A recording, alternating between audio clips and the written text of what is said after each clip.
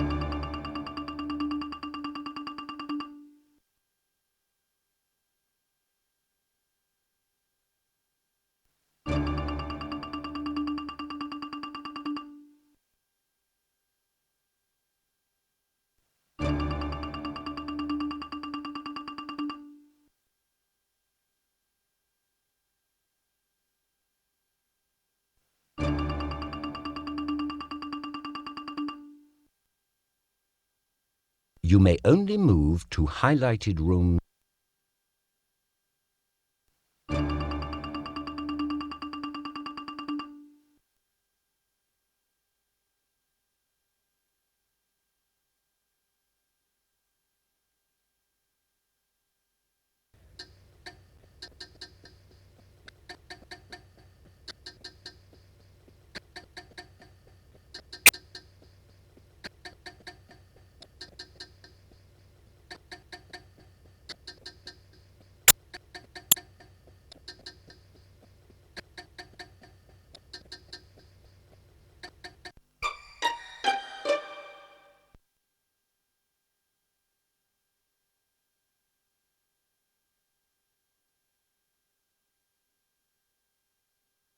I was in the billiard room with Mrs. Peacock and Mr. Green.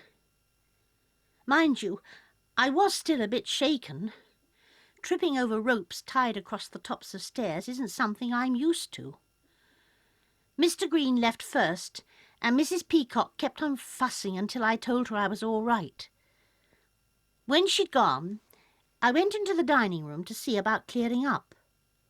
Professor Plum was in there arguing with Mr. Green about Mr. Body putting our money into that brewery. But Mr. Green walked out after 5 minutes. I'd had about enough of it, so I went back to my kitchen for a cup of tea and a bit of peace and quiet. I'd just got in when the Colonel arrived. Then Professor Plum came in, so I had to get up and make a coffee for him as well. We were still there when we heard the news about poor Mr. Body.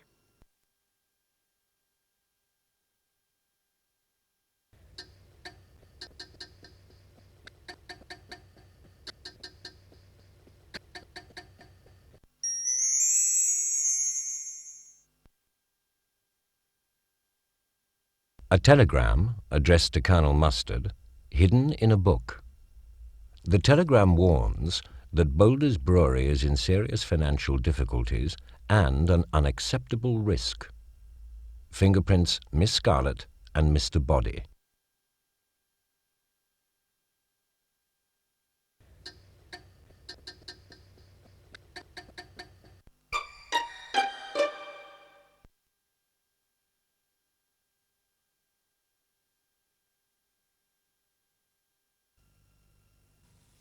Well, it's not an evening I'm going to forget in a hurry.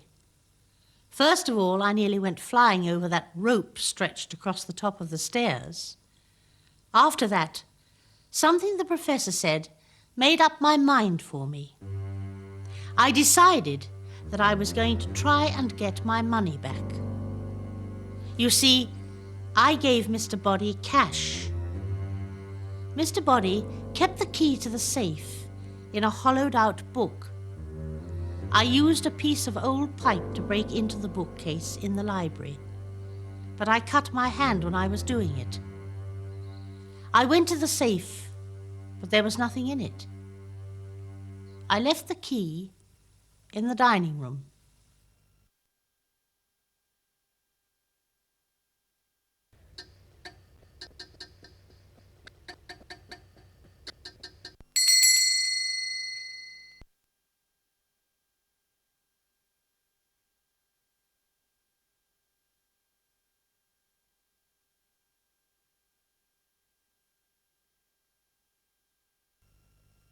I was persuaded by Body and Green that this Boulder's Brewery investment would produce fast, foolproof profits. That would have been silly enough, but I'm afraid I used my godson's money. I'm his trustee. I went to Body and asked him for my money back. He laughed at me. I'm ashamed to say that I tried to get Mrs. White to break into Body's desk for me, but she just gave me a wrench and told me to do it myself. When I had that thing in my hand, I was tempted to go looking for Body. But needless to say, I never did.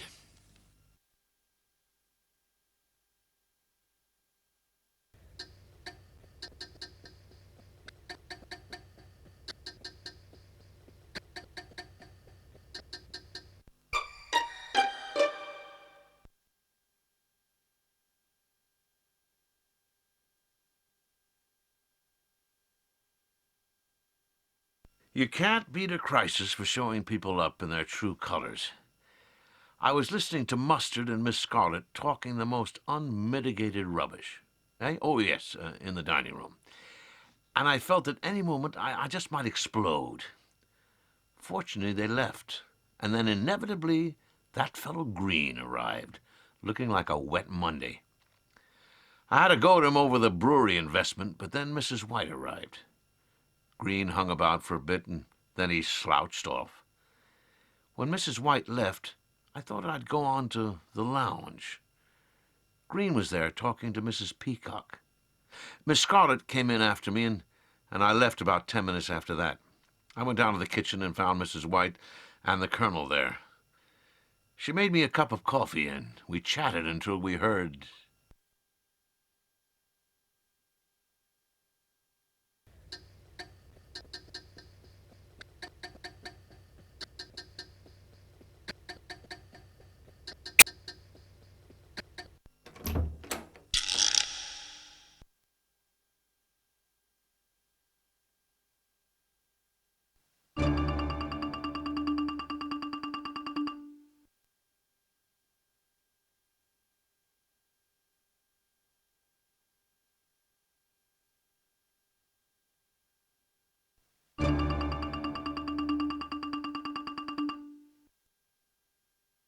You may only move to highlighted rooms or squares.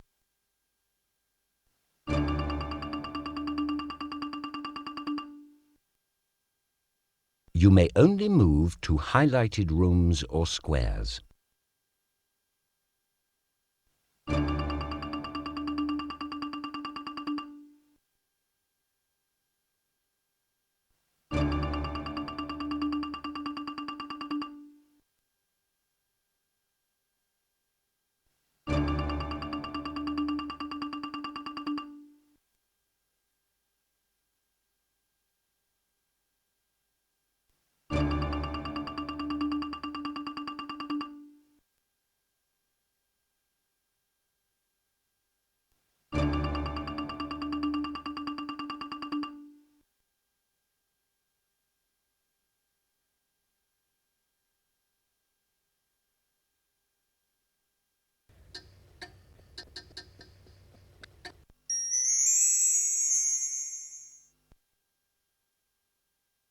Rope on table.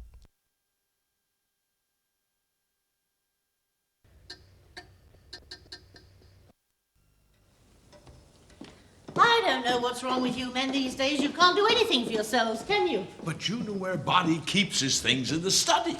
And if I got them for you, you still wouldn't know what to do about it, would you? All I want you to do is see if you can find the bank drafts or the checks he's going to be handing over on Monday. And if I can't find them? I gave him cash.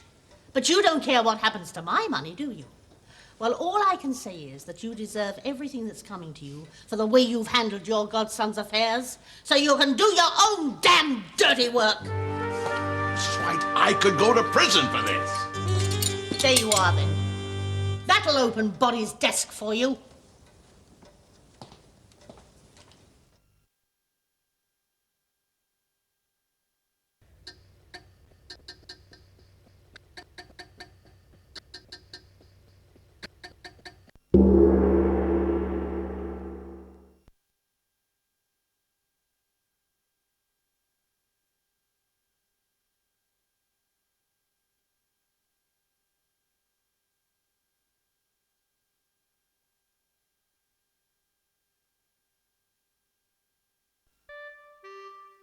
I don't like the idea of informing on people, but I suppose in this instance there's little choice. I was in the hall when I saw Mr. Green going up the stairs. He was obviously trying to be as quiet as he could. Those stairs do creak. And he had a coil of rope with him. He was attempting to conceal the rope, but I saw it quite clearly. Now, on the grounds that if Mr. Green had wanted to go skipping, he would have gone outside. I believe a reasonable question might well be, what on earth was he doing taking that rope upstairs?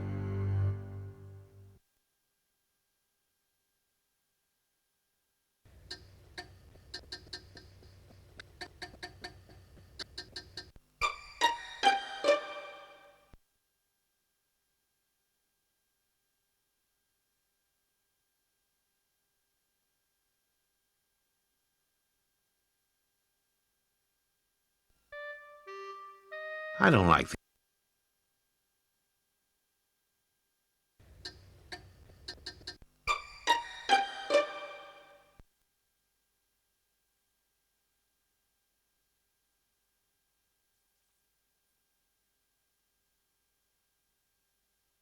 I'd heard about the rope across the top of the stairs, but beyond seeing Mr. Green with a piece of rope earlier, I'm afraid I can't be of much help to you.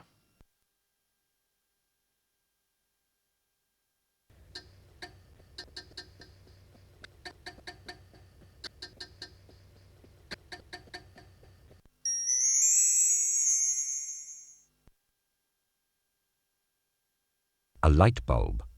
Fingerprints, Mr. Green. Wrench on floor. Fingerprints, Mrs. White, Professor Plum, and Miss Scarlet.